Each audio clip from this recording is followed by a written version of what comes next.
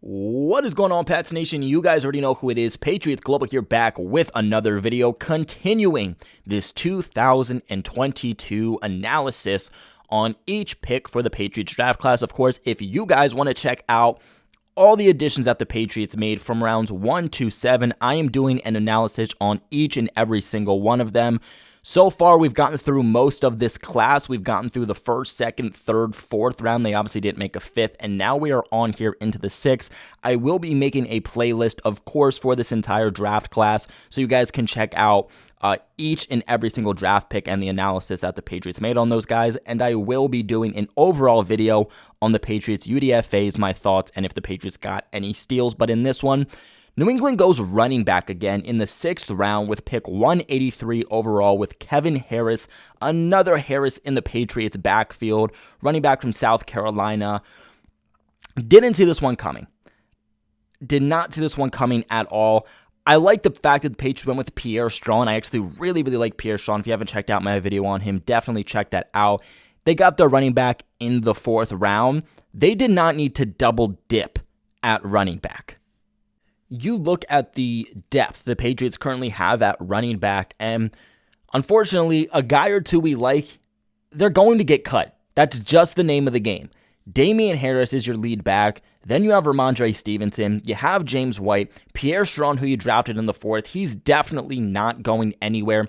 J.J. Taylor, a guy who he's going to make an NFL roster. If it's not the Patriots roster, he's going to make an NFL roster somewhere. He showed a lot of flashes at points with this team, just a little inconsistent, and unfortunately, he's on the outside looking in. You brought a guy in free agency, one of your real only free agent additions in Ty Montgomery, who works as a running back and a wide receiver, mainly a running back though. And the reality is I don't see the Patriots keeping more than 4 running backs, and you already have that, right? You have Damian Harris, who is your number 1 lead running back. He's been one of the best, most consistent running backs in the NFL since he's entered the NFL. Ramondre Stevenson, he's going nowhere. He showed a really good 1-2 punch with Damian Harris. James White, who you just brought back on a 2-year deal, he was showing a really good connection with Mac Jones before that season-ending injury. You signed him to a 2-year deal, and then again, Pierre Strong, who's going to add a different element than all these other guys to the Patriots offense, who you drafted in the 4th, he's going nowhere. I do just think there's other options the Patriots could have gone with here in the 6th. I will say, in the 6th to 7th round, you're looking for guys that have potential. You're looking for guys you're going to develop, guys who could potentially be starters or at least very serviceable backups for you. But I think you have so many running backs where that's really just not an issue for you. And I think that there's really several other positions that you could have gone and taken a chance on. Even if you wanted to add another running back, you could have gone UDFA, or you could have even looked to free agency. The demand for running backs is just not high. Now, Harris is one of those guys where it really depends where you're looking when you're trying to get an idea of where he should have been drafted. Again, New England's getting here in the 6th round. You look at PFF, they had him as a UDFA. They didn't have him ranked. They don't really have any information on him. They didn't have him as 6th, 7th round guy. They had him as a UDFA. But if you go to the NFL, you look at his NFL profile, Lance Zierlein said that he projected him to go somewhere in the 4th to 5th round with an NFL comparison to Carlos Hyde. So with that being said, if Lance Zierlein is correct, then hey, realistically, the Patriots get a steal here, and they get a good potential running back. But obviously, where Lance Zierlein is here with the NFL compared to where PFF is, just totally on different pages.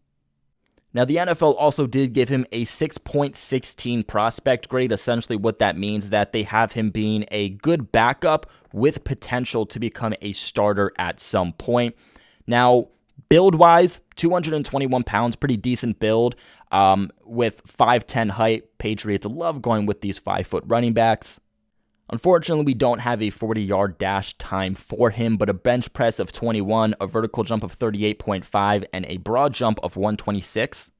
The overview that is given for him, especially when it comes to these later prospects, it's hard to get a true evaluation on them because there's not too much information on them, but the overview that was given to him is a big bruising runner with good vision and self-awareness to understand that power running is what will butter his bread for whatever team does draft him.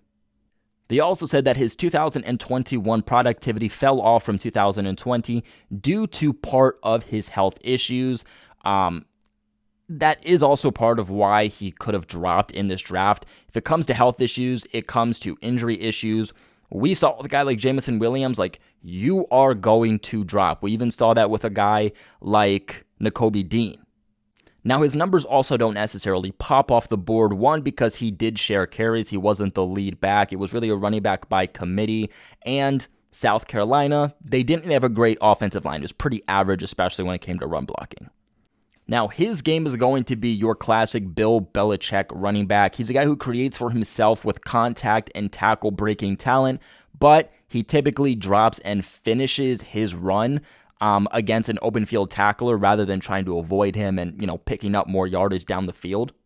He's really more of your big overall running back. This is your power back. This is your thumping guy. This is, hey, you're on the 5-yard line. You're on the 3-yard line, 1-yard line, trying to punch it into the end zone. This is the type of guy you would go with over a guy like Pierre Strong, who you're really going with at the 20, 50, 40-yard line due to his speed, because he's going to pick you up a bulk of yardage. In the 4th round with Pierre Strong, the Patriots went with that fast, bruising running back. Here, they're going with the opposite. They're kind of going with that slower but thumping guy who's going to break tackles and be hard to get down. He's a guy who's definitely going to help move the chains. If it comes to a situation where the Patriots are like a 4th and inches or a 4th and 1 or 2 and they have to go for the ball, Harris is the type of guy you would give the ball to. Also very, very good with ball security. They said that he's also a battering ram when it comes to inside runs. And what do the Patriots love to do at goal line? What do the Patriots love to do in these 4th and short situations? They love to run it through the middle. Now, as a day 3 pick, as a 6th round guy, he's not going to be versatile. He's really going to be, for the most part, one-dimensional. He's not a 3-down running back. He's not a guy who's going to really help you in the passing game. He's one-dimensional. He's going to come in for certain purposes as a rotational guy, and he's not someone that's really going to bounce the ball to the outside, right? He's not going to be Pierre Strong. He's not going to be Ramondre Stevenson. He's not going to be Damian Harris. You're going to give the ball to him in the inside, which to me really showcases that he's more of a red zone running back. But I mean, hey, again, in the 6th round, what are you really expecting here? The Patriots are taking a flyer, and this is the type of guy that really is Bill Belichick's bread and butter. Thumping guy who's going to pick up yardage. He's going to put his shoulder down. He's going to really have that contact run through him and just does not fumble. This man takes care of the ball. 1 fumble on over 358 total carries. This is your Bill Belichick guy right here.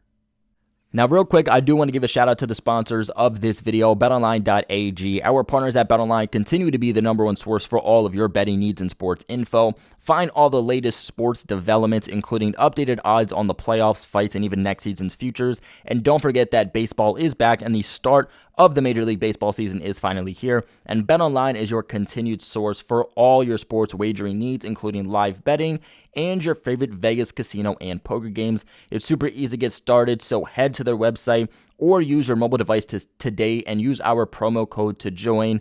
CLNS50, again, that is CLNS50, to receive your 50% off welcome bonus on your first deposit. BetOnline, where the game begins. But the New England Patriots go running back. They don't go back-to-back here. Almost back-to-back, but they did decide to put a quarterback pick between Pierre Strong and Kevin Harris. But in the 6th round, 183, New England goes back to running back with their power back again in Kevin Harris. What are your thoughts on this? Let me know in the comment section below. Remember to leave a big like on this video and subscribe to the channel for all of your New England Patriots news. Like always, though, I appreciate y'all for watching, and go Pats.